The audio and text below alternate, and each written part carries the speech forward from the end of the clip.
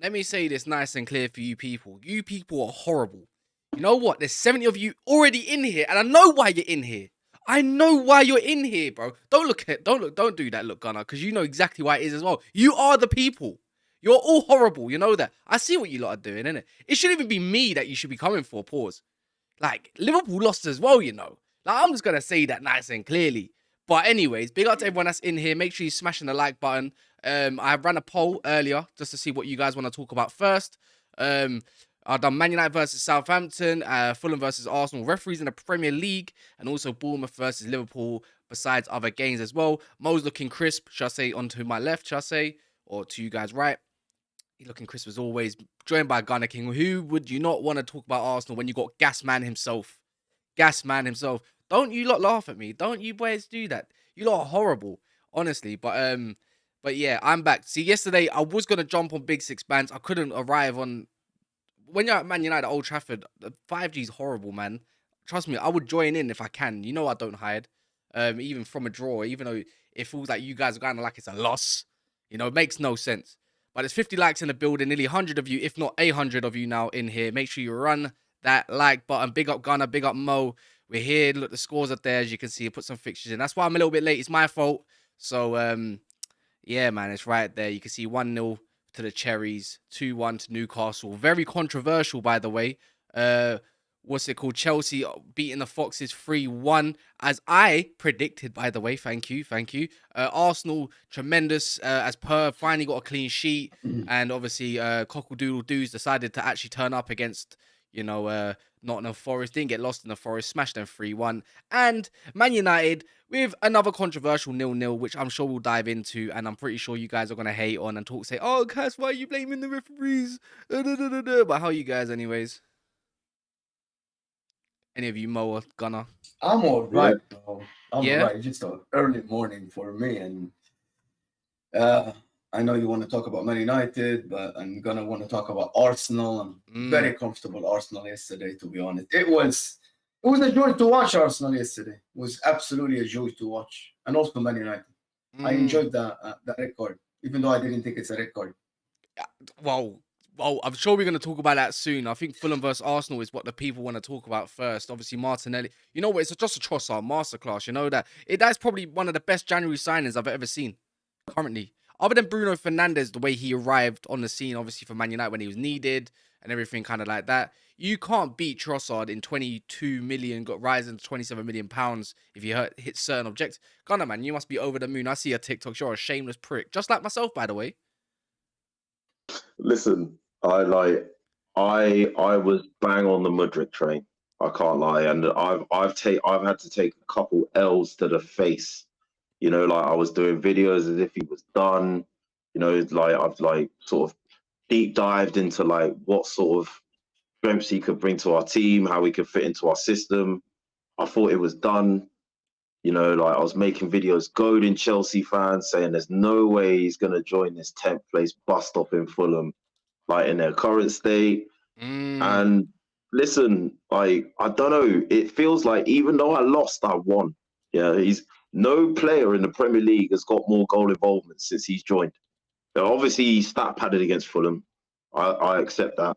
But when you consider Mudryk was one appearance away from 007, and when you consider that he's not really had the same sort of transformative impact that Trossard has had, even in the games when Trossard hasn't got a goal or an assist. I think against Man United, he got the pre-assist for the winner. You know, when he came off the bench, you can see like Martinelli was in a bit of a rut. And I think credit to Nketiah, he's scored some vital goals for us. But there's a difference in his profile where he's more of a service-reliant striker.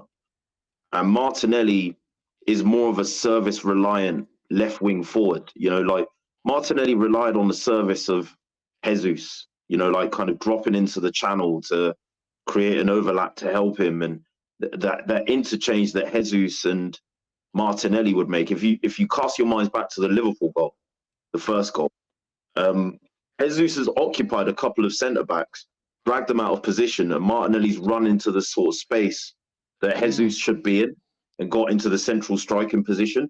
And I think Trossard just kind of brings that same sort of impact the Martinelli's game, you know, like where they're constantly interchanging their position. Yeah. And it's kind of brought Martinelli's season back to life and kind of taken some of the responsibility off of Saka and Odegaard to chip in with all the goals. And he's chipped in with goals and himself. 3 assists in the first half. That's the first time ever in Premier League history that someone's got 3 assists in the first half away from home. Really? In Premier League. That's actually a stat. Yeah. That's crazy. Ever.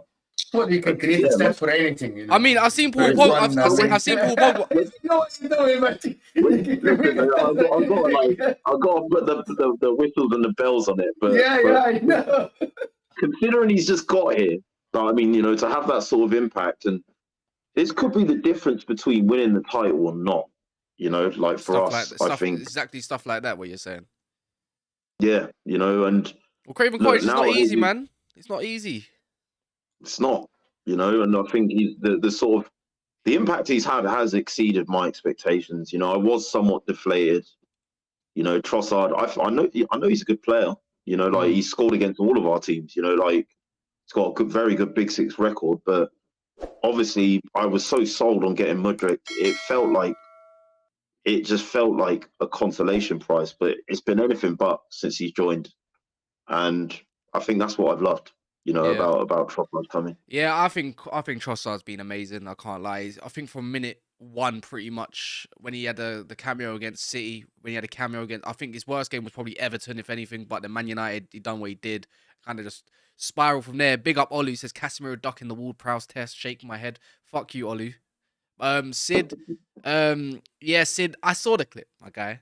Yeah, I said to you, you can't be blaming referees from your handball, but there's a difference between proximity. When you shot the ball, the guy was already on the ground. He slipped or something like that, and the ball was close to his arm. You know when I think it was against West Ham, Chelsea, there was a shot and it hit the guy's arm. It was already there, by the way, when he shot. But with the difference, we'll talk about it a little bit later. So let me. Is my mic on? But anyway, we're talking about Arsenal for now. Anyways, but yeah. Oh, your mic's not finally on. Yeah, it is. Yeah. So Arsenal yesterday, I was thinking that when Gabriel Jesus comes back, Trossard has to start. He's basically one of the best players in the final third in the Premier League all season, by the way. Not only joining us, there's a reason why Arsenal went and bought this guy. But when Jesus comes back, is Trossard going to be on the bench? I don't think so. He brings so much to the game that he has to play. He really has to play. I said it before that he's going to start over Martinelli, but now I'm not sure if Jesus should just come back and get the starting position right away. I know the Gooners are saying, yes, put him on the bench. He's not the one who should start. But I think he brings so much to the game outside the area, outside the 18. He gets everybody involved, gets space to everyone. Even Martin Odegaard yesterday, he created so much space, Trossard, that Martin Odegaard were able to move everywhere. And he does the Jesus, but I think he's a better technical player than Jesus, to be honest. A dribbler and stuff, plays with both feet as well. But I don't know, Gunnar King, what do you think? Should someone other than him sit on the bench? Should he sit on the bench, come off the bench? What do you think about this? The thing is, I've always been of the mantra, even like remove Trossard and Jesus from the equation. Like I'm of the mantra, if something's not broken, don't try and fix it. I think the form that Trossard's in, to just bench Jesus straight away, I think would be counterintuitive, counterproductive. You want to have in your squad the ideal that it's a meritocracy. You know what I mean? That players are being picked on form. If they're delivering, why should they lose their place? It's true. You know, it's like true. If I think the moment you remove that from a title or a winning squad, or a squad that's trying to endeavour to do anything, like if people are losing their places even though they're playing well, I think it damages morale. What are you trying to say? So you're saying Arsenal have got a title-winning attack now? Even in depth?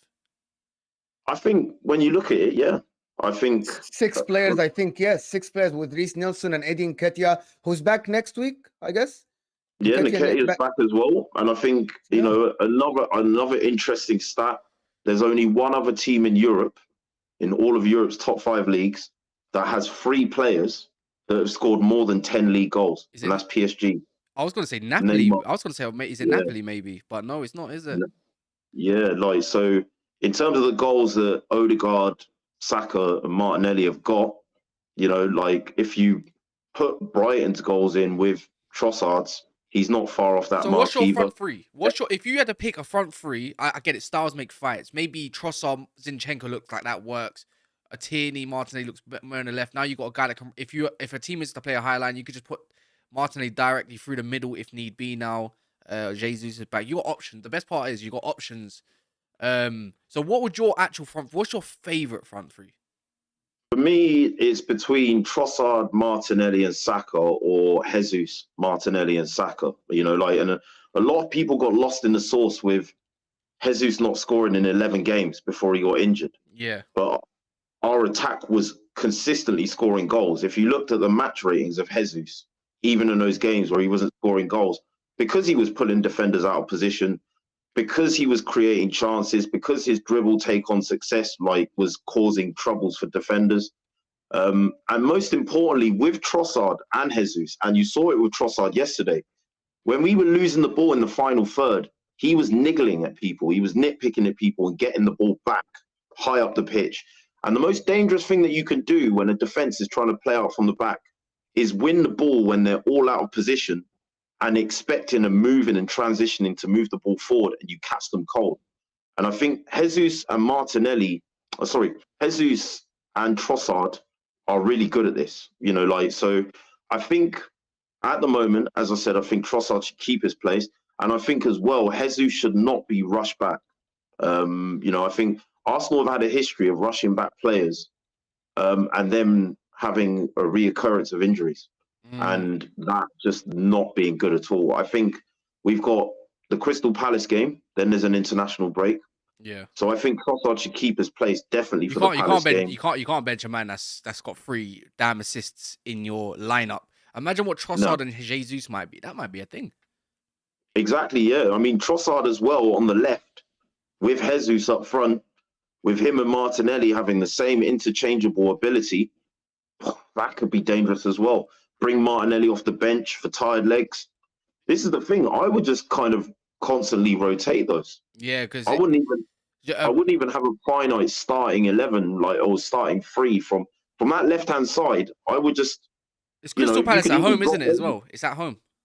Yeah, it's at home. Yeah. You know, so for me, why risk Jesus starting him in the Palace game, given the benefit of the international break, a rest, give him 15 to 20 minutes off of the bench, you know, unless we're down and he's really needed, and just really make sure that when he comes back, he is 100% unequivocally, without question, he's ready to go. Like, you know, there's not going to be any danger that he's going to have a flare up with an injury in a recurring situation.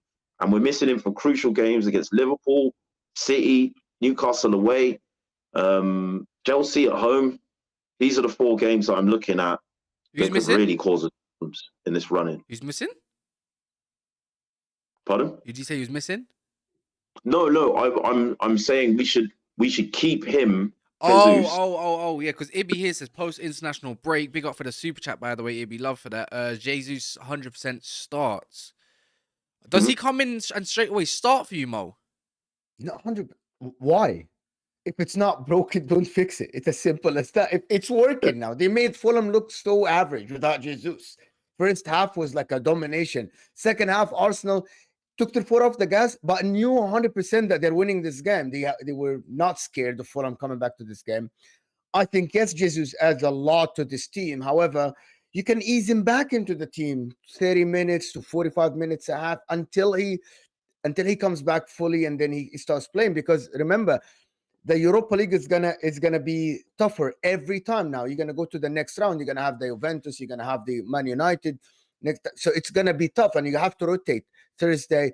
And if he wants to go for both competitions, he will have to rotate, and he has to have 6 fit forwards, and that's why he has. In the league, you play each game by who's gonna play Thursday. Imagine if he plays Juventus, maybe he plays the strongest team on Thursday. And the Premier League, he plays a weaker team a little bit. When I mean a weaker team, means you play the ones that are not actually in form right now. Like you play the Nketiahs maybe with 2 of them, Martinelli, Saka, or even Trossard and Jesus, somebody. But what I mean is, do not ever change something that is working like a charm right now. It's working. You're watching Arsenal. It's so fluid that you don't need to change anything to it. Just I big leave up it as it Kadeen as well in the building, but go on. is. Yeah. People want to start Jesus based on 4 months form that before the World Cup, but now it's working now. It's not even a stat for me with Arsenal. This is probably going to be a bit unknown for people because I absolutely hate them, yeah. But obviously credit, you might as well give credit when it's due, right? but Gabriel and Saliba just look like they're just that partnership is mad. That partnership is mad. I think what Arsenal do lack though is a bit of variant in fullbacks. I think which they'll address in the summer. Yeah. I don't think Tomiyasu is really a great fit anymore. I think Tierney's on his way out, but then you just go get 2 more. It's not exactly a crucial part of the game, but it can be a upgrade to what Arsenal currently have in their setup, which I'm pretty sure they'll look towards, and probably a backup DM for Thomas Partey when he's not around. Because I don't know if maybe a different variant than Jorginho. I don't know if you probably need a bigger midfield if you're going to go Champions League. Because obviously Thomas Partey can play centre mid, and if you want to talk about box to box bully, then he can do Xhaka's job all day. But yeah, man, Gabriel and Saliba, fucking hell, Gabriel, man, beast at the moment, probably the best centre back partnership currently on form right now. I think even City are coming upon that as well again with Diaz, Stones back in the mix. Ake, it just looks like things are just coming a bit more to fruition for the top teams that are currently this season. Even Liverpool, even though they conceded that goal, Liverpool have only conceded like one goal in their last 5 games in the Premier League. Anyways, you can get smoked by Madrid. But yeah, nah, it's obviously big up to Arsenal. They're doing their thing. I can't hate. There's no point hating. But guys, do get your super chats in. Please become a member if you haven't. I'll put the membership in the description right now. If you just want to support the channel, if you like the channel, and obviously if guys that haven't subscribed or made an account to subscribe, maybe you should. It's totally free, you know, like to subscribe, and you'll get notified when we're next there. But it's right there. If you want to become a member, big up everyone there, and any super chats are obviously appreciated. What's this saying? I got another super chat here. Big up Akil. He is saying, if we get a result at Anfield, draw or W, it's peak. Yeah, you can say that. We will talk on City, obviously, because City, look, we could all do ifs, buts, and maybes, but the reality is Arsenal do have to go to Liverpool. They do have to go to Manchester City. I think they have to go to Newcastle. And I'm pretty sure they got a Chelsea team that's coming in form that might be up for that game, but I think it should be too much for Chelsea, to be fair, regardless. Like 007 Mudryk might become 0014 by then. But yeah. So this is one of the things about Arsenal before we go on to the next games. Arsenal play Crystal Palace this weekend. And if they win, Man City don't play because they play in the Cup. Now, Man City from the international break, coming back from the international break, they play Liverpool. So basically, Arsenal can have an 8-point gap with Man City playing Liverpool. I know it's at the Etihad, but anything can happen. The pressure on Man City with the 8 points difference, even with a game more, with Arsenal, it's absolutely massive. Exactly, Gunnar. Like, imagine that the players coming from the international break, you're not still, like, you need the rhythm back. You know what I mean? It's the first game after 2 weeks off. And you're thinking, oh my God, this team is 8 points ahead of us already. Even with a game in hand, I think it's going to be a lot to ride on this Crystal Palace game. If Arsenal win comfortably, I think this might be the league for them. This might be the key for the league for them. You know what, Mo? I was saying this on a live I was doing on TikTok earlier. I think Crystal Palace is season defining for that reason.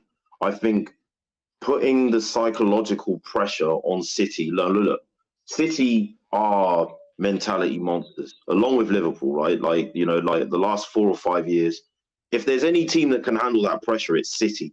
But you want to at least put that pressure on them.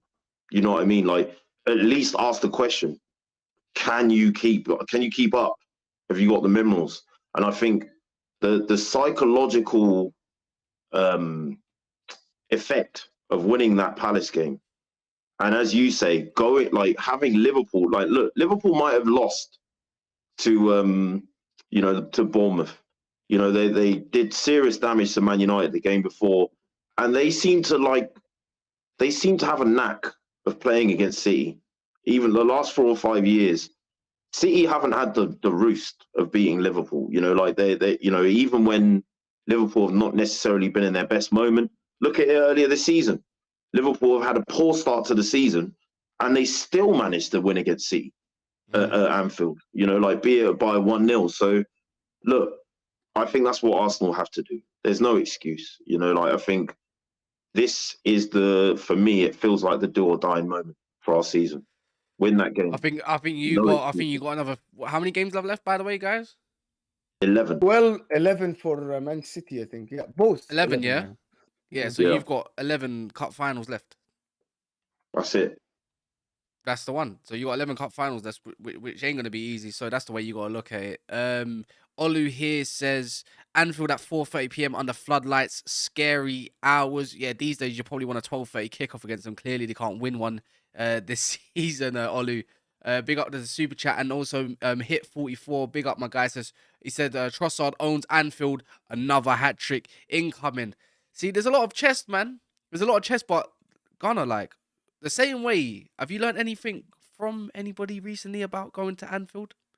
Listen, as I said, I was confident, and I've made a bet. I don't know if you know that Jonathan Morley guy on TikTok, God, Irish fella. Oh, the racist guy. The wind-up merchant. The racist guy. Yeah, the xenophobic guy. That one. I made a bet with him, right?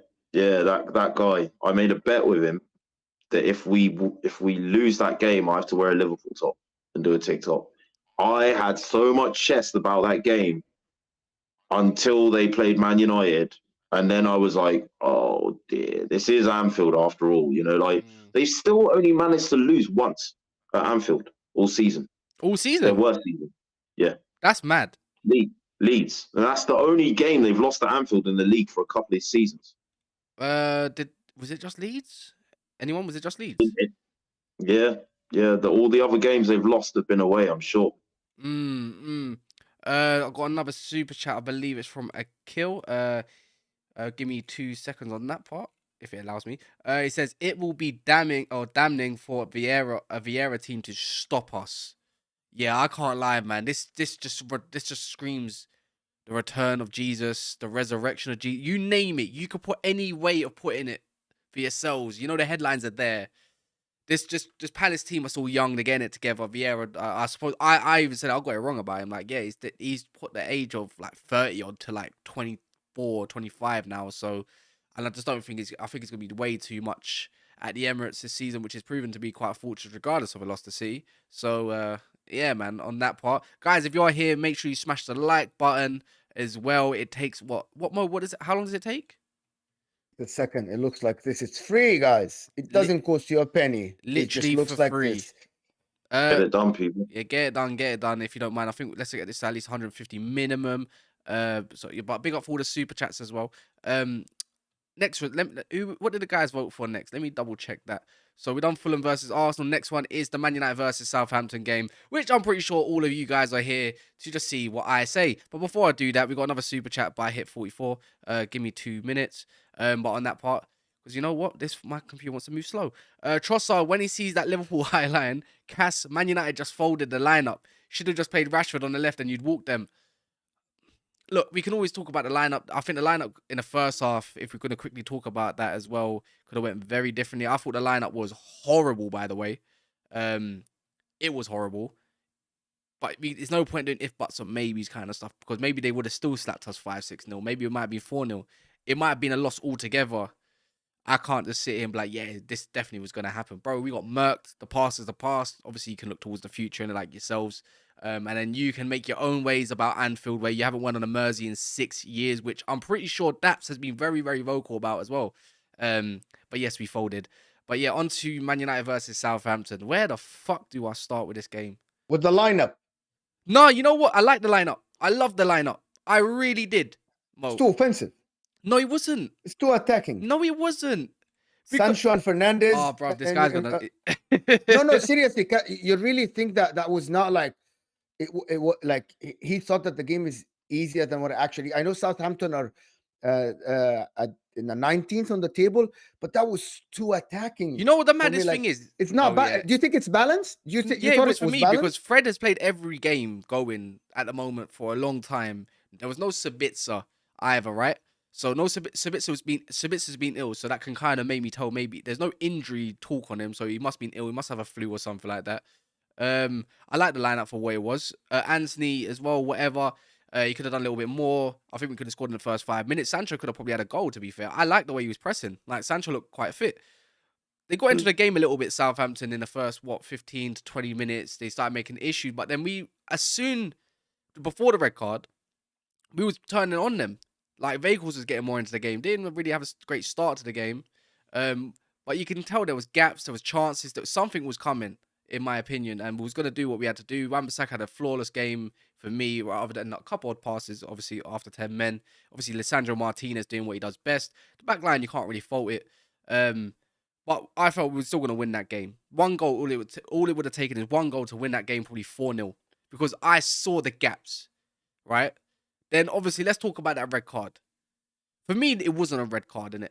Because when there's a football, I think he got the ball first. He clearly got the ball, but then there's the follow-through, and which is the part which most people think red card or not.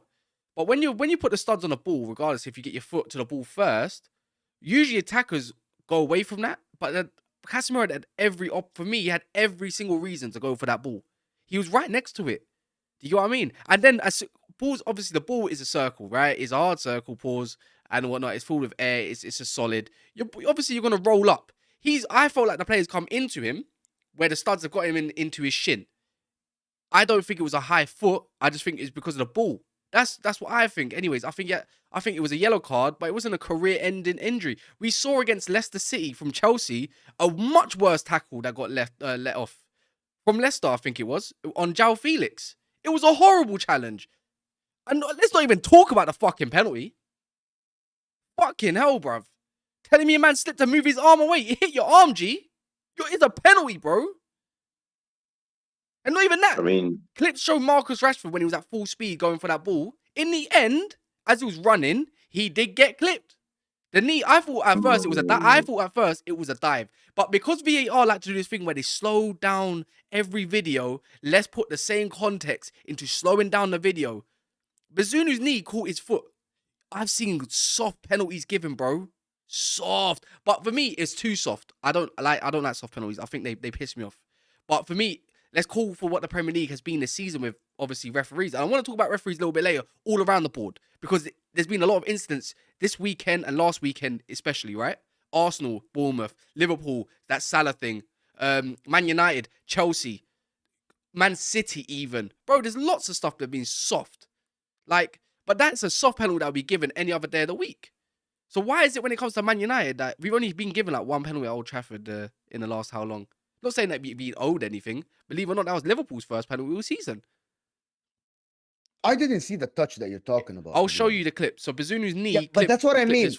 You can show me the clip and you can show me the clip. But what I mean is that these guys have to make a decision in a minute or two. And I watched the replay like 3-4 times because they had it on the screen on TV. And I couldn't see a touch. So I'm like, they saw the same thing that we saw on TV. And I didn't see the touch. For the red card, it can go both ways. I thought it wasn't a red because his foot actually bounced off the ball. It wasn't a follow through. His foot actually bounced off the ball. It was unlucky. And he didn't have the force to break the guy's leg. That's why I think Shea Adams just stood up right away. But that's why I said Mo as well. In slow motion, it looks a lot worse. In real time, when you actually watch it, it's not that bad, bro. It's soft. You know what the maddest thing is as well? Let me say one thing. You mentioned this, Mo, bare times. I just want to say it because I just want to get all my agendas out there. See, this fucking time wasting thing pisses me off, bro. How the fuck does Casemiro... Bro, how the fuck, yeah? Can you give plus 1 minute? We had all the momentum, even with 10 men, by the way. We had all of it, yeah? All of it. I think they had one chance and they missed it. Because I don't know what it was. I think Wan-Bissaka got absolutely fucking rinsed. But what's it called? 1 minute. There was 3 minutes of that Casemiro incident, maybe 3.5 minutes. And it's obviously all the time wasting that goes around with it. They need to bring in a different rule for this stop clock.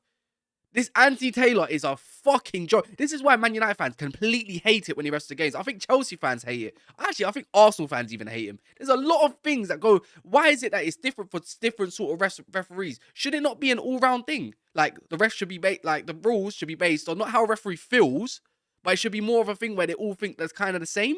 No? Because one game was a ref against soft, But then another referee wants to ref a game like the fucking way but he did. it's subjective. It's subjective. a I joke. can What's see the point why of he gave VAR the if it's red not clear and card. obvious? What's the point? But I see why he gave the red card. I see, like, Bro, also I see why he gave the red saw it card. though. Because No, he's oh Casemiro's an idiot. You gotta call it as a Casemiro's an idiot. Yes, he has all the right to go for the ball, but you don't go with studs. You can go with like the front of the foot. You can go with the, like, you don't have to go with the studs. You don't have to go to the tackle with the studs. I do kind of agree with Mo in both senses, where like it's more of one of those, you can see why it was given, but if it was given to a member of your team, you would have felt hard done by. But as an aside, and I've said this about Casemiro for a long time, even before he came to Man United, and I've watched him play for Real Madrid, you know, like, I think with the South American culture, you know, you've got that dog in you. Do you know what I mean? You look at players like Suarez, Alexis Sanchez, you look at Cavani's, you look at all these players, they got that dog in them. But I just feel Casemiro doesn't manage his dog properly. Like, this guy, he's only got, like, he will go from 0 to 100, and you'll see, like, sometimes you look at him and you're like, you can see the mist kicking in, and he's very rash. Like, when he goes in, he's not very refined. And I've been saying this about him for a long time. You know, like, I think if you look at this season, he's been suspended for getting 5 yellow cards. He's then got 2 red cards in his last 3 games in Premier League football. Now, you can argue this red card was soft. I don't think there was any arguments with the 2 yellows against Palace. And I think for me, this is something he has to work on. Now, I've always also said, I don't want to sort of make this about Arsenal, but when Martinelli's goal was disallowed against Man United and we lost that game, a lot of Arsenal fans came out, referees this, referees that, and the other. I've always said, if you're relying on a referee to do their job correctly to win a game, you're not good enough. Yeah, but he changed the whole. He changed the whole aspect. He changed the whole aspect of the game. Yeah, the referees in this country are dog water. We know this. They're awful. They're garbage. They're gonna get something wrong, and it's gonna cost you. And as I said, in the interest of consistency, I came out and said that about Man United. You know, like, you know, a lot of Arsenal fans were like, "Listen, why are you giving them the benefit of the doubt?" And I'm like, look, we missed too many chances in that game at Old Trafford. Focusing on the referee takes away the focus from that.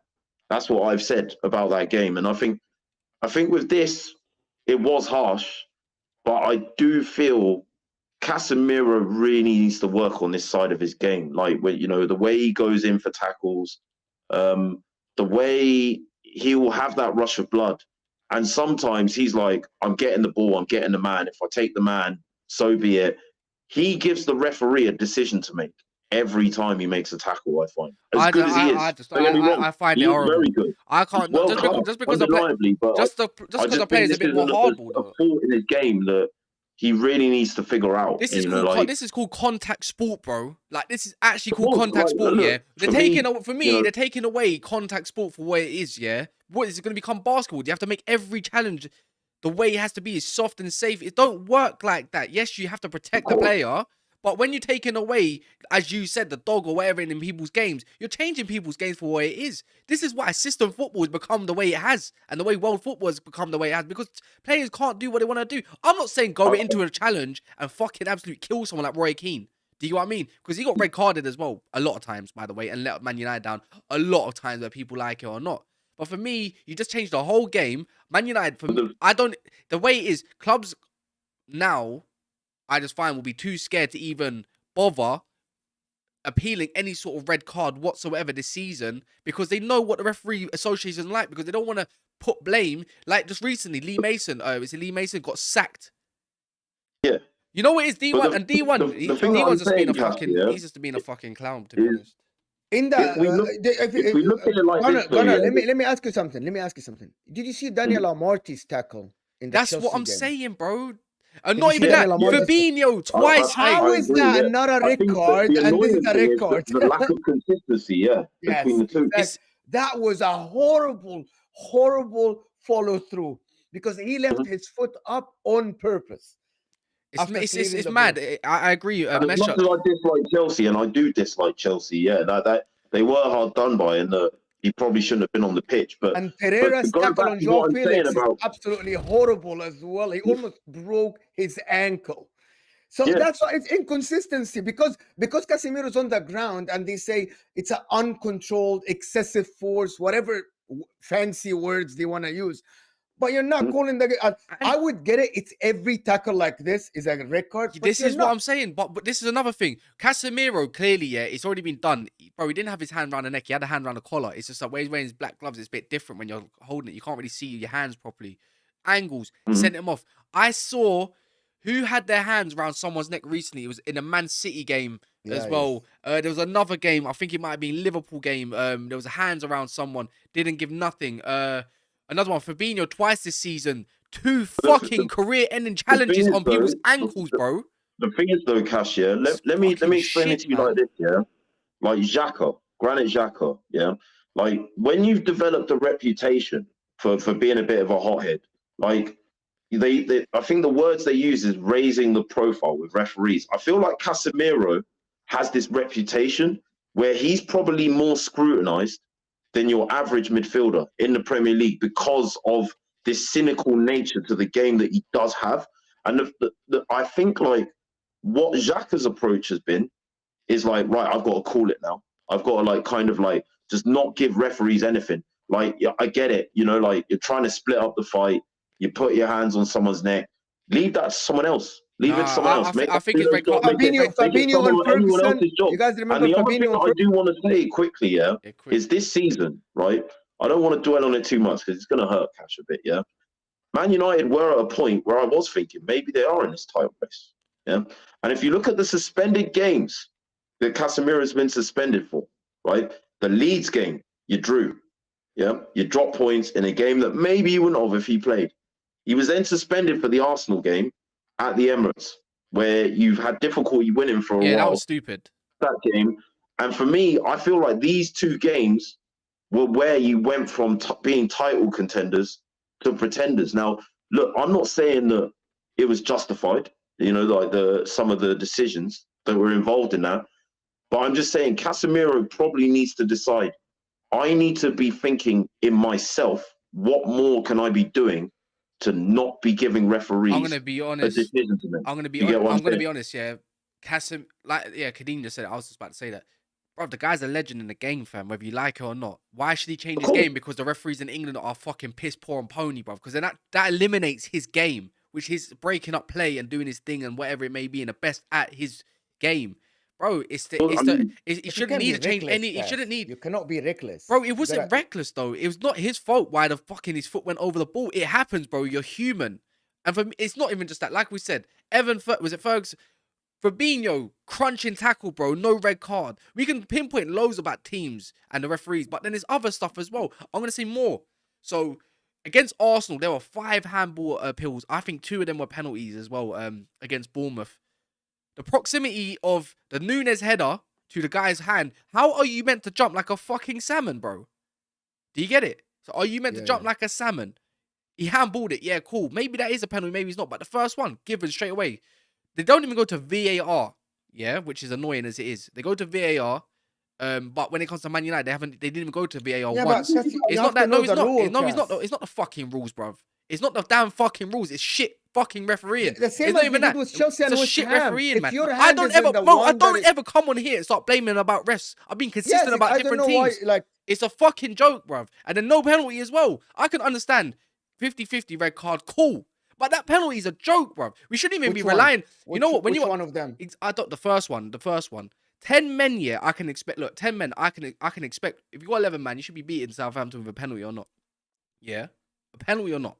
But with 10 men, it's going to be hard. It's going to be then your big players need to come and show up. Yeah, they didn't. Our flipping players did not show up when we needed them most. Bruno Fernandes, big game players, all this kind of stuff. He's not a big game player, I'm sorry. Anyways, so my Bruno agenda will run again.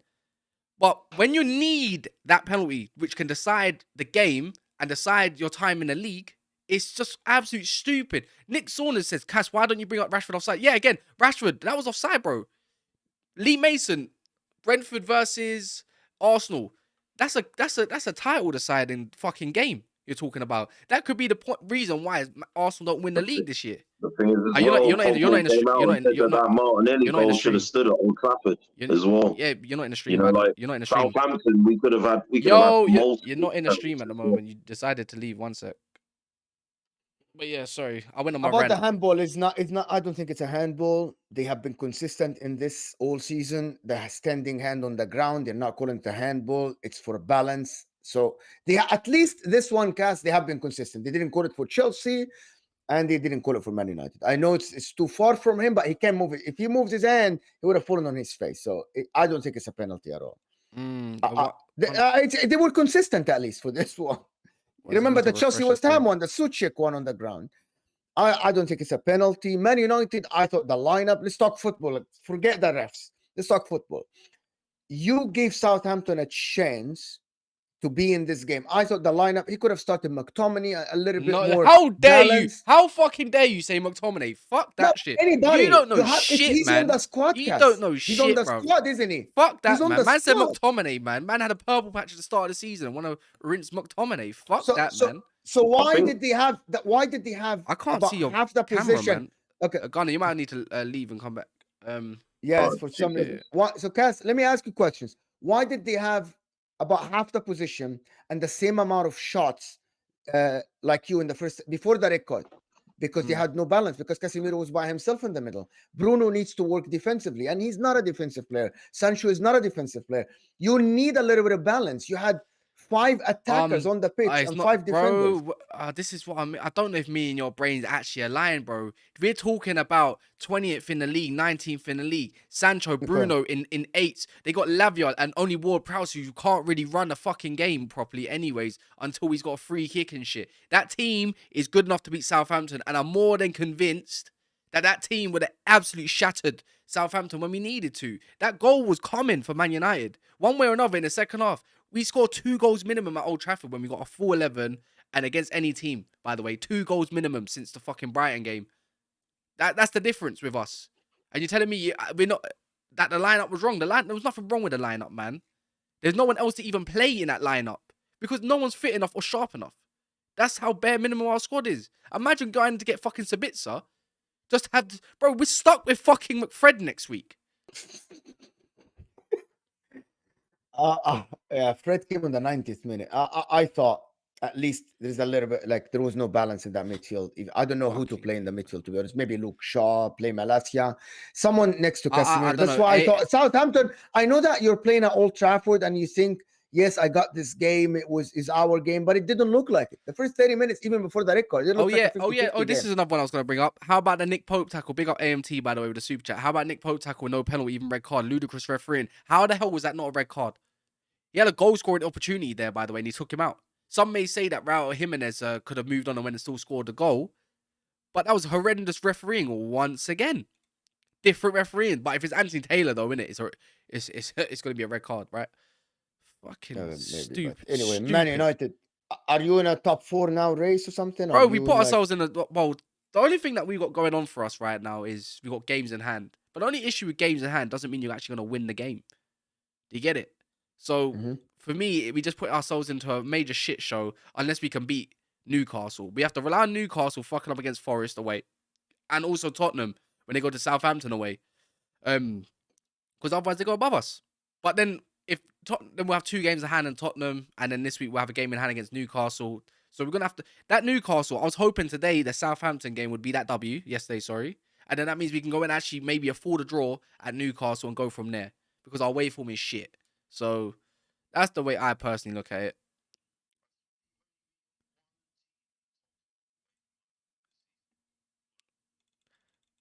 Something like that. By the way, I'm just trying to get you back in the stream. Just even... Yeah, but anyway, Man United, I think they're gonna get that 3rd or 4th position. I don't know what it is, but which one? But I think Man United are good enough to get. The problem is if they fall apart with the Casemiro absence for 4 games. That's a lot of games to be honest. Because he will need to come back into the rhythm again. It will take a game or 2 for him to come back into the rhythm. Also, with all the international break, he's out for 2 weeks and then he comes back. He's suspended for the cup game, then 3 games in the Premier League. Is that correct? for the Fulham game, and then 3 He's a- games he's in the a- Premier he's League. a- he's a- yeah, that's correct. So Fulham, Brentford, which is a fucking massive one, by the Oh way. yeah, Pause. Fulham, Brentford, Everton, and Newcastle. So unless we appeal it, and he gets it. I don't see him getting it. The fuck the refereeing association. Fuck the FA. Fuck BBC. The Tories. All of them fuckers. Fuck them all. Do you know what? Do you know oh what my else? God, Cass, he's is away it? from Newcastle as well. Yes. Do you, Oh do you my know God. what? I think so much has been made about Casemiro this season. Not enough has been made about Eriksen. Man United miss Eriksen a lot. No, we A don't. lot. No. Yes and no. Yes and no. Listen, when he got injured, he had the second most amount of assists in the league. Yeah, And I but think he's subjective. still Go check something like his third. assists. Go check his assists. You're talking to someone that actually watches him at home, No, game in, game out. By the way, he kept giving. The thing is, this is what I mean about defensive setups and shit. Eriksen wasn't defensively anything good. He was a great playmaker for where he was. He got assists from corners and free kicks, by the way, not just general assists. Assists against you guys with the Bruno, the Rashford thing, or was it Bruno, or whatever it may be. Yeah. But yes, we miss him in one aspect, but in the same tone, no, we don't. If we played Eriksen with Casemiro against Barcelona, we would have got fucking ruined, bruv.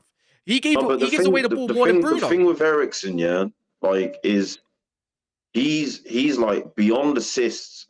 He's the one midfielder that you've got that can dictate play, like that can kind of help you control tempo. Tell me the games he dictated this season.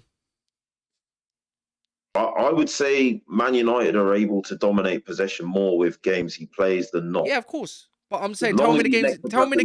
All right, cool. Because this is the conversation that people don't want to have. Just because he's good on the eye does not mean Eriksen was anything great. Don't get me wrong. Man United fans need to have a fucking conversation with themselves. He's great by name. He has his good games here and there, but we was overplaying him. We were overplaying him to the point his performances were shit. Like, look at that one. Referees against Reading. One sec. Against Reading, Andy Carroll, horrible tackle. Nothing happened to Andy Carroll either. Another refereeing fucking shit show from the English Refereeing Association, yeah? On top of that, Eriksen kept giving the ball away time and time again. Nobody wanted to have that conversation because he looks pretty in the eye. Yes, he can dictate play, and he would have been definitely useful for the Man United squad now. But we haven't even seen Casemiro with Sabitzer yet. We haven't even seen them start together. That's the maddest part. Imagine that he came at the end of January. It is now the middle of fucking March. And now you can't even see him till April. So we don't even know what that partnership's going to mean. See, that guy would have probably done a world of good with Casemiro. He's offensively good enough, defensively sound. He done a job against Leeds away. To be fair, it's the only DM there. But we're not going to see it again. I'm tired of talking about Man United now anyways. There's a lot more subtleties to a tempo creator. Like, you won't see them just kind of like keeping possession ticking and recycling the ball. Like, actually, you don't see that on the eye as much because, sometimes it'll just be a one-touch little lay-on to someone and then they'll just kind of move into space again. I just feel like Man United's midfield, when I watched the Liverpool game, you couldn't get any control of the ball. No, I hear you. That's what I say. That's what I say about Man United. This is when I say this is why we need to change.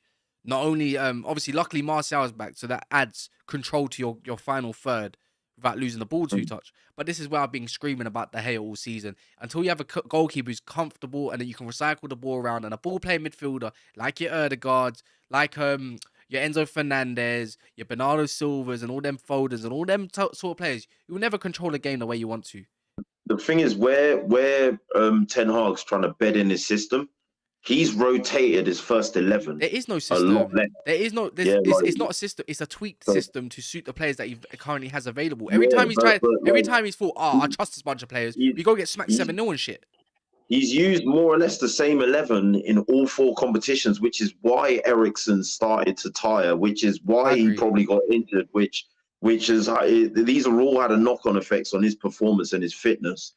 And for me, now you've got a situation where he's not fit, Sabitzer might not be, and Casemiro is suspended for 4 games. Like, yeah, we got, but you know what the maddest thing is? We got through it before. We'll get through it again. Gunnar, let me ask you something. Do you think that's the difference between Casemiro, Partey, and Rodri? Like, as a DM, let me just finish the question. It wasn't. Casemiro is the best in terms of like a defensive midfielder in the league. Numbers don't lie. Numbers don't lie. However, do you think the difference is Casemiro does not control the midfield, but Partey and Rodri can dictate the tempo of the game. Do you think that's the difference? Because numbers don't lie. Me and Cas talked about it. Casemiro is the best breaker in the league. It's as simple as that. And he's double the number of anybody else. So by imagine the way. what Even in happens the when you lower get teams. You know what the difference is But as well, yeah. ultimately, if you look at the difference in control in the midfield of Arsenal, Man City, and Man United, there's daylight, like there's galaxies between like Arsenal yesterday against Fulham. Fulham had to wait until like the 85th minute to even have a touch inside our box. That's how dominant our midfield is. Yeah, like the thing with Partey and the thing with Rodri, yeah, okay, defensively, you know, Casemiro might break up the play better, but these guys are no slouches when it comes to breaking up play. Where they leave Casemiro behind this season, and I've been dying on this hill all season, I think Partey's been the best of the three. And people will say that I'm saying this just because I'm an Arsenal fan, yeah. But what Yes, they you are. bring, what they bring in terms of like the variation in the play is they will break up the play and then they will find passes. Yeah, like they will find like short passes. They will be able to give and go, little 1-2s. They will find diagonal passes into the channels. But also with Partey and Rodri, they can also pick up the ball and beat 1 or 2 men. When they're being pressed themselves, they are 100,000 times. Let me tell you. Let me tell you. I want to wrap up Man United. And what that does is basically they're actually doubling up as an enforcer and a regista and a playmaker at the same time, and they're involving themselves in build-up. And this is why Arsenal and City are strangling teams. Every player to a man in their midfield is able to involve themselves in build-up. Do you know what the maddest thing is? Yeah, let me big up Hit 44 says ref tried to throw Gabriel Magalhaes out versus Leeds based on rep. Was clearly not a red. Lucky ref overturned it. Him and Shaq always have to be on best behavior because of that. Let me tell you for free here why it's not even probably even. You know what the worst part is? It's not even a fair comparison right now. And this is what speaks volumes, isn't it? Rodri isn't a complete Man City team and has been for years now. Yeah, for a few years now. Partey has been a part of Arsenal for this setup for a few years now, yeah? It was only in February when he wasn't available against City that you guys said, I've had enough of Partey and all this shit. You know? Let's not go like that way, Gunner King. I probably can bring up a few fucking receipts from bare different man. Yeah, because he was ducking big games. He ducked big games. He's always injured or have some sort of problems, yeah? So let's not forget that. Just because there's one great game against Fulham with no Polina, now he's all of a sudden the fucking best thing since sliced bread. When last year you couldn't fucking stand the guy. So, anyways, he's also in a. Wait, one sec. He's also in a fucking team, yeah, that where Arsenal, Arteta has had a fucking chance to build a team the way he wants to. So imagine Ten Hag what he's done in 7-8 months now, yeah? When next season as well, currently, yeah? When he has a better system and better players, a more complete midfielder or balanced midfield, like Rodri has a balanced midfield with KDB and Bernardo, like you, man, do with Erdegaard and fucking Xhaka and that. So when next season comes, when he's got a playmaker in front of him, he doesn't have to do as much as the next guy. I can agree with you, though.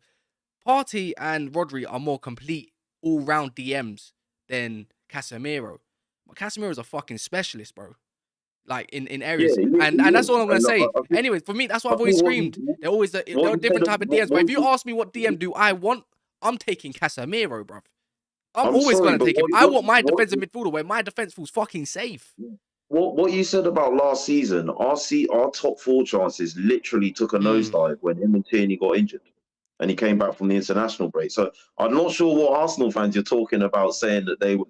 If we were moaning about his availability, fair enough. But no one was saying when he played that he wasn't playing to an exceptional standard. I'm saying he's the one of the best. It was only like 2 weeks ago when I had Troops on fucking Troops TV and everything. Yeah, right now like Casemiro's the best DM in the league. Actually, Bearman will fucking say it. Matisse, every damn fucker was talking, and then all of a sudden because one red card makes him the worst out of the 3. You know, it's not even a point. I need to move on from this conversation. I need to move on. Dead it, because I need to move on to other teams now. Anyways, Liverpool, innit, is the next one. No, Man City. Man City is the next one. Man City. Let's talk about your partners. Let's talk about your partners, Man City, right now. 1-0 against Palace. Was it deserved or not?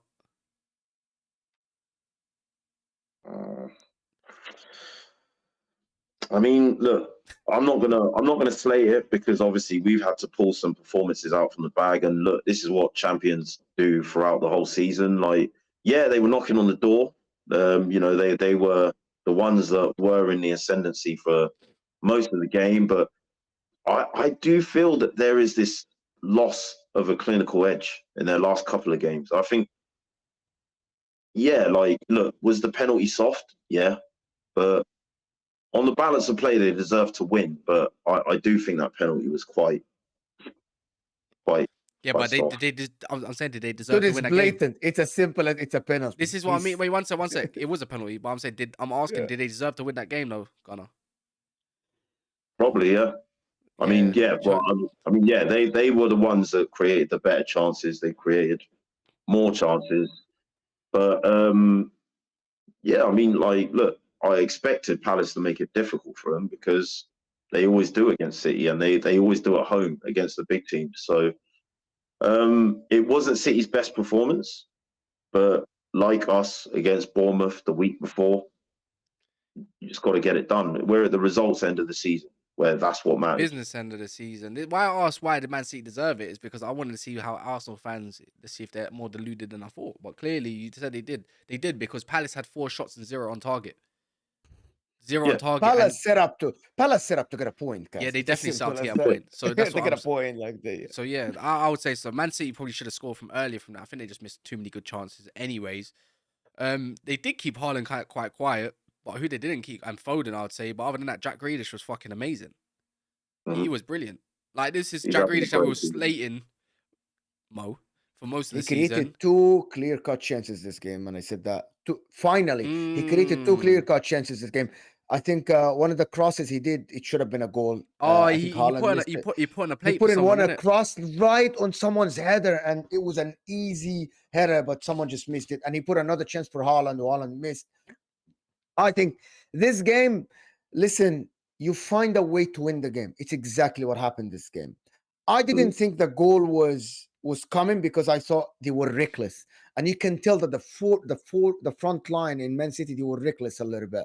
Every time they got in the final third or inside the 18, they missed the chance. You felt like a little bit, maybe they needed a break, and the penalty. Clear and obvious penalty, 100%. Lapse of concentration from Crystal Palace, and they used it. It's as simple as that. Blatant penalty, great call. And I would be fuming if they didn't give that penalty, because it was, even Olise knew that it was a penalty. He walked away. That was a clumsy challenge, man. Yes, he knew right away. He knew right away that it was a penalty. He walked away. Nobody said anything to the referee. So it was clear and obvious penalty for me. And they given a penalty. 3 points away at Palace. It's as simple as that. It's simple. You win games sometimes, even when the other team defending with 11 men. Zaha didn't have anything to do with this game. Couple of yellow cards. Who cares? On the transition, but who cares? Simple as Palace gave us an absolutely torrid time. First game of the season at Selhurst Park as well. I remember. Yeah. 2-0. So, 2-0. Yeah, 2-0 was a flattering scoreline. Man City though. Man City in a transition period, second in the league, 5 points behind, put pressure on Arsenal. It's a very, very good thing. A lot of players changing the defense. They don't have the same 11 every week. He played 4 center backs in the back line. I think Pep Guardiola is trying to find his best 11. However, he's trying to change it based on the opposition, and he knew that probably that Crystal Palace will have counter attacks, but they didn't. So he played 4 center backs. He could have played Kyle Walker from the start. Maybe he was tired a little bit. Maybe he had like fatigue or something. They played 4 center backs, bro. Exactly. But that's what I'm saying. Against Crystal Palace away, maybe he thought the game was going to be harder than this, but it wasn't. It wasn't. Crystal Palace just sat back from the first minute. They didn't want to play football. They just wanted to sit back, 2 banks of 5, and then or 5 and then 5. Even Zaha was defending. Crystal Palace didn't want to get anything out of this game other than a point. So Pep Guardiola is thinking every game at a time now, which is what the fans want, because every game is a different lineup. He doesn't have a set 11. You can't tell me who's going to start against Leipzig. Nobody can. He's just playing it a game by game, which is credit to him. He's trying to find the right 11 for every game. And I think they're going to push Arsenal all the way to the end. Arsenal have a chance to go 8 points 8 clear with a points. game in hand this week. You reckon like psychologically that would be a thing? You think that would be a psychological thing for them because this is what they've been doing this for a long time. You reckon they're gonna come close to you, Gunner King, at some point? Maybe during April, they will get a point, like within a point or two within you. I think we'll City will have the game in hand, not us. But as I said, April is a big month for us. We've got Liverpool at Anfield. I think we play City next month at the Etihad. I'm pretty sure we play Chelsea as well. Yeah, you in got April. Chelsea. You got Chelsea, but that's at We've got Emirates. Chelsea at home. Now, look, Chelsea are not, they're starting to come into form. It's a London derby. And if there's anyone that's going to want to stop us from winning this title, it's going to be Chelsea. Do you know what I mean? Like, Chelsea seeing us win a league title when they've just spent 600 million is one thing. But when we've been asleep for 2 decades and they've been the ones just kind of dominating London, if anyone's got an incentive to throw a spanner in the works of Arsenal, it's Chelsea. Now, I'm seeing a lot of Arsenal fans walking around saying, yeah, we're going to slap Chelsea. But for me, that's the sort of game that Chelsea players go into and think, mate, we want that. We want history to look back and see us in our worst stopping Arsenal winning a title. You know what I mean? So I am under no illusion that game is going to be harder than it was. And even at Stamford Bridge, yeah, we created a lot of chances, but they defended really well. Like, you know, like they made it difficult. You know, 1 goal separated us. And for me, I'm looking at April and I'm thinking these are potentially games where we can drop points. Where I don't think we're going to get maximum points in April. I'm under no illusion. I think a draw or a loss is in there somewhere. And City, you know, they could just switch it on. They could just go on a run now. Like, Do you think City are unpredicted now? Like you can't predict what are they gonna do? I think, yeah, what you were saying about City kind of changing their team according to opponents, it goes 2 ways. Yeah, you're playing to the strengths and the weaknesses of your opponent, but I've never been a fan of that approach because what it does is Arsenal's team, the first 11's picking itself. Bar like Trossard and Jesus and Martinelli recently, the same 11 are playing together week in, week out. They have that kind of relationship of playing together, that understanding, that chemistry. You're taking that into games. If you're using the fluid system, which both Man City and Arsenal do, the fluid player positioning, the JDP that's involved, if players are moving in and out of position and interchanging, you want to have that understanding and that chemistry of, right, you know, Jack Grealish likes to drift inside, you know, like this is where he and how he likes to time his runs. So if I'm not looking, I can place the ball in this area and I know he's roughly going to be in that area. He's going to be able to receive the ball. I feel with Man City, that is the drawback of making constant changes to their lineup. I think their defense has changed so much this season. Their back four has changed so much this season. It's almost quite difficult to pick up a rhythm. Arsenal have 12 clean sheets. City don't have as many. City have conceded more goals because of this, in my opinion. If you're changing your centre-backs game in, game out, they're even changing their full-backs. Cancelo's gone out.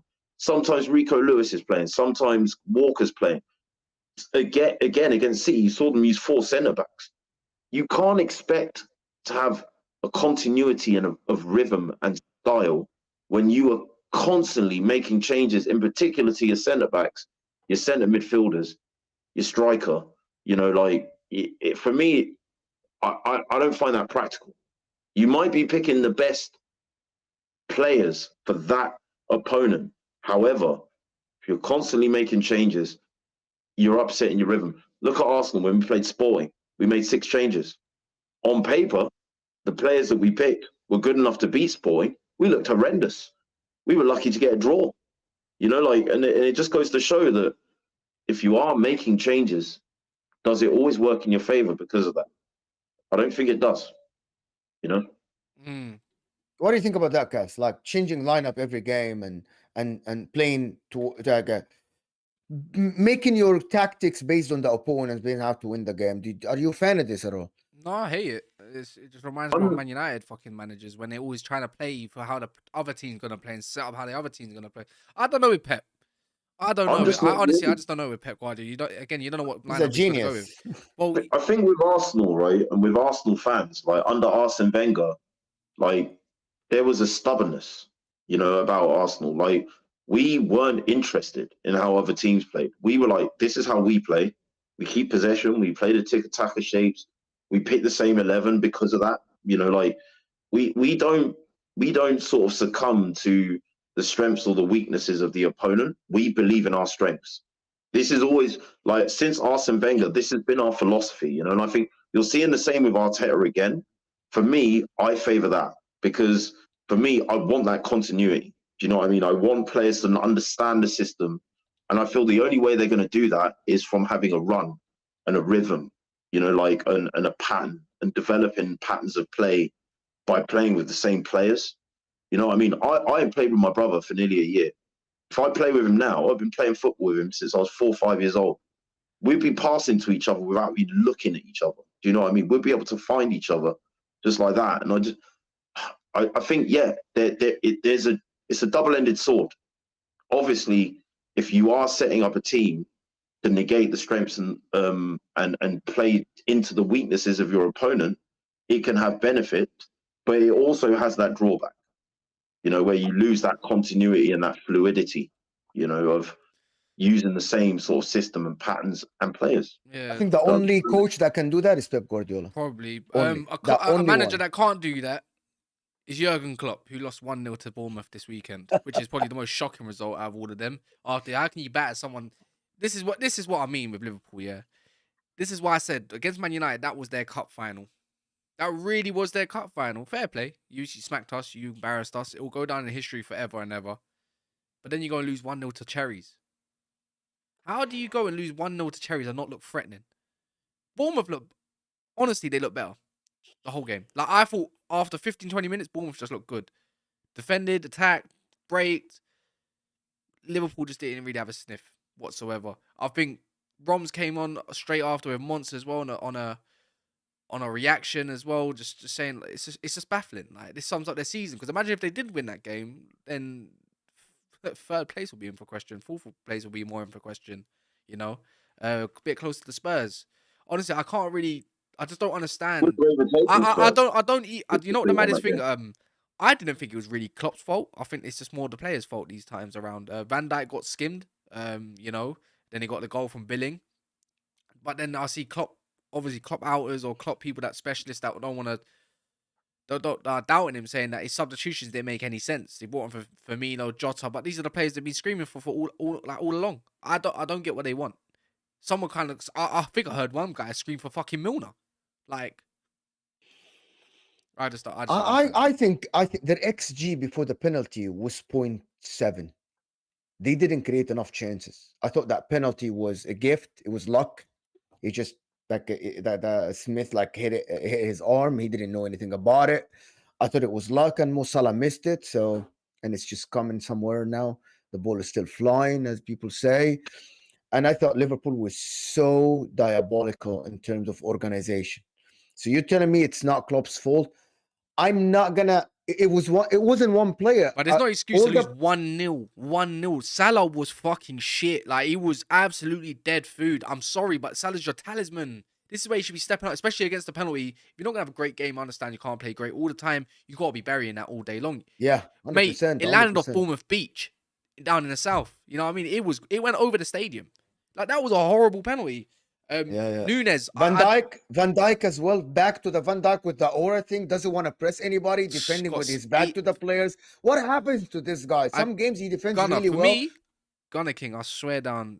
I don't know if you agree with me. Let's talk as rival fans looking at Liverpool. He is not the same guy he was a year or two ago. He's lost 2 yards of pace even. 2 yards of pace even. He don't look like he's looking like he's still a good player though. That's the thing. He is actually a very good player still.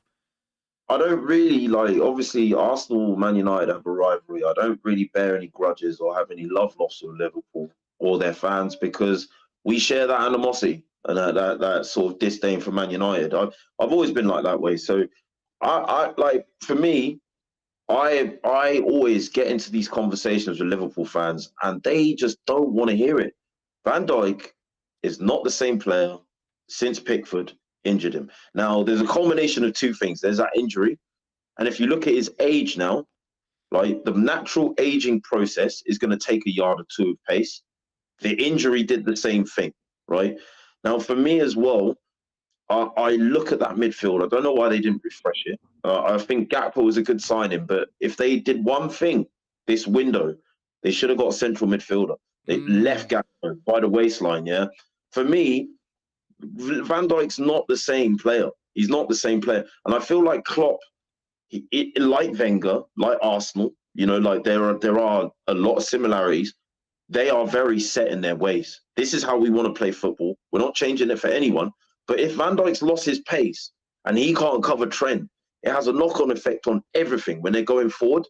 When Trent's getting so far forward, if Van Dijk and their midfielders no longer have that yard or pace, that ability to cover him, it has a knock-on effect on their defensive transitioning. You know, like, and for me, change the system because you no longer have the players that make your system viable. Does he know how to change the system, Gunnar? The whole system for the season. Another player is horrible as well. Gunnar, does he know how to change the system? It's almost like he doesn't know how to do it because if he did, he would have changed it. He would have changed it. He would have changed it. You know the maddest thing? Let me ask you another one. Another player who's it's not Trent. I don't know why anyone got on Trent that game for me. Van Dijk doesn't play on Trent's side either. He covers Robertson's side. Robertson, another player, he just looks like he's going downhill from now, and he hasn't been great. He wasn't great last season, to be fair. Not in his great, not for his standards. Even through the quadruple stuff, he wasn't the greatest. He was good, but not for Robertson's standard of, like, let's say 2-3 years ago, to be fair. But this season, he just looks like he's lost it a little bit as well. Maybe because there's less cover through the central midfielders, but he's not really exactly helping out Van Dijk either. In my opinion. He's not. Like, I don't think. I just think that whole defensive and midfield line needs a refresh. You know, they are coming towards the end of their cycle in terms of, like, their age. You know, like you mentioned Robertson, you mentioned Trent, you mentioned Van Dijk. Their games rely on pace and tenacity. Their midfield relies on, you know, sort of pressing. You know, like, I think Gigi Wijnaldum has been a big miss. Everyone talks about Mane. I've said it from day. Wijnaldum, Thiago was a great midfielder to bring in. They needed to bring in, profile-wise, a like-for-like replacement for Wijnaldum. They boast about Thiago. He doesn't stay fit throughout the season. Is he world-class? Probably, yeah. But the fact is, he doesn't press. He doesn't have the same work ethic or rate that Gigi Wijnaldum did. And when you are trying to play a high-pressing system in midfield, and you have a playmaker there where box-to-box kind of swashbuckling midfielder should be, your system doesn't function in the same way anymore. So they haven't made these amendments that adhere to having a playmaker instead of a box-to-box midfielder that can press. Hendo's aging. You know, Keita doesn't stay fit. His skeleton's made of Weetabix. Same with Ox. And for me, these are real problems that they've just let stagnate. You know, the problems have stared them in the face because in the summer, they made a terrible start to the season. So in January, for me, it was a foregone conclusion. They're getting a central midfielder. They didn't. I don't know what they expected. A Christmas card? What did they expect? What did they expect? They didn't get another central. They had another window, another bite at the cherry. January, go and get a central midfielder. Go and get one. They didn't even try to get one. They They tried to get Bellingham and Tuchemani in the summer. And it was like, well, they're not available this summer. So what is it like? Oh, we get, you know, only these players will do for Liverpool. Like you're telling me that there aren't a plethora of midfielders in the world that couldn't have improved that midfield. It had to be those two or no one else. Get out of here. Yeah. Get out of here. Do you know what I mean? It doesn't make no sense to me. Like, they have been the arbiter of their own failure, in my opinion. And is it sad? To a degree, yeah. But do you know what? The main character syndrome that these Liverpool fans have had, yeah, with us being in this title race and not them, I'm almost of the mindset of, screw you. You know, like, you're turning around, oh, it was only us that could challenge City. You know, like, you know, Arsenal, you ain't got the legs. You know, you can't do it. You ain't done it for 20 years. You ain't got no Champions Leagues. Blah, blah, blah, blah, blah. You know what? Suffer. Yeah? Like maybe you deserve this. Yeah, like but One last thing of your favorite topic of the day. I think I was going to talk about Chelsea. No point. The most confusing team in the Premier League, Tottenham Hotspur. To round it off, and by the way, 5 minutes less. I've got to go doctors. I'll be honest, I don't even laugh at them anymore. Oh, I do, obviously, yeah, but I mean, like, they don't even surprise me anymore. They're just like Liverpool beat Man City, lose to Nottingham Forest, beat you, lose to Bournemouth. Like, wait, but this is wait, what one second. What, beat you? Huh? Beat who? They beat Man United, No, Liverpool. I thought you said Tottenham. I was like, and then lost to Bournemouth. But Tottenham, beat City, lost to Leicester, beat Chelsea. Treated that like it was their cup final. Lost to Sheffield United, lost to Wolves. Okay, they got a win this weekend, but it's only Nottingham Forest away, innit? Really, let's face it. Nottingham Forest, you can't beat them at home. If you can't do that, then what's the point? And I think for me, they're not going to get top 4. No, they're not going to do it. But right now they're in great pole position right now to probably go on. And you know what? Let me go on the next. Southampton and Everton away. Southampton and Everton. Oh my word! They What? still got to play Man United, who they never beat. Oh They've my still God! got Have to you play seen Liverpool? They've still got to play Newcastle away. Newcastle away. Liverpool away. Newcastle away. I'm gonna tell you it from here. Yeah, I'm gonna actually be honest with Spurs fan. I'm not doing it because I'm feeling it. I just what I actually genuinely think. Next week against Southampton, crucial game for them. For me, they're gonna draw that game against Everton. I think they lose. Or lose or draw. So that's 1 point out of 2. Brighton game, I think Brighton will upset them at their own ground, unfortunately. I don't see Brighton losing that game whatsoever. I think Brighton will probably win that 2-0 and it will be another upset. Daniel Levy outs and all that bullshit. So right now, at 3 games, they got 1. Then they got Bournemouth at home, which I think they'll slap them 3-4-0. I can see that's 4 points for them in 4 games. Newcastle, Tottenham. Don't see Tottenham doing anything against Newcastle. And I'm never, ever going to say they're going to do anything against Man United. I'm not afraid of that team. And then they got the worst season in Premier League history last season, and you still beat them home and away last season. And then they got Liverpool at the Merseyside. So out of all those games, I can see them potentially getting 4 or 5 points in the whole of April. That means they're 9th. At that time, they're 9th. No, I don't think they'll be 9th. Like, I'm not gonna because you know what? They still got Harry Kane, and Harry Kane does what Harry Kane does best. He will bail them out in some situations. They'll probably look great against Bournemouth.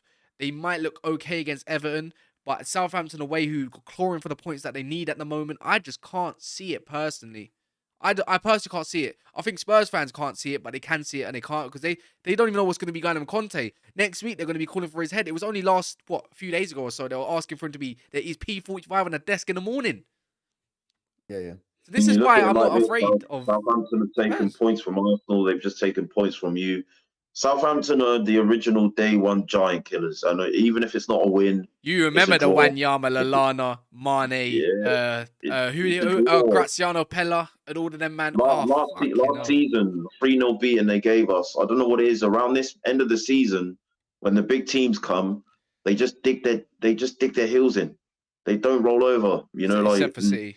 You've just seen it this weekend yourself, firsthand, Kas. You know what I mean? Like, for me, they have to win against Southampton.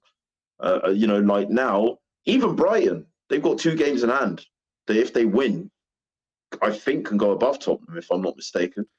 One of them games are against us, by the way. Okay. But yeah, like you've got Liverpool, they win their games, they're there or thereabouts. Newcastle are there. I'll tell you Liverpool's next run, by the way. Other than who they got this weekend? Man City. They got Man City, Arsenal, and Chelsea, and then Leeds away. This is why I can't. This is why I can't really say much. But I'm gonna wrap up there. Mo, you got anything else to say? A big up Gunner King as well, man, for jumping on. That was thanks for joining us, man. Heated, differential of opinions and all that kind of stuff. It is what it is. Talking with you, man. Talking with you. Yeah. Big up everyone. 7 likes away from 200. We'll be back, not today, but we'll be back tomorrow for a maybe a reaction and whatnot for the Man City game in Leipzig. Come on, Leipzig. But yeah, man. And until tomorrow, make sure you like and subscribe, and stay safe, I suppose. Just don't get ill like me. So I gotta go to doctors. So in a bit.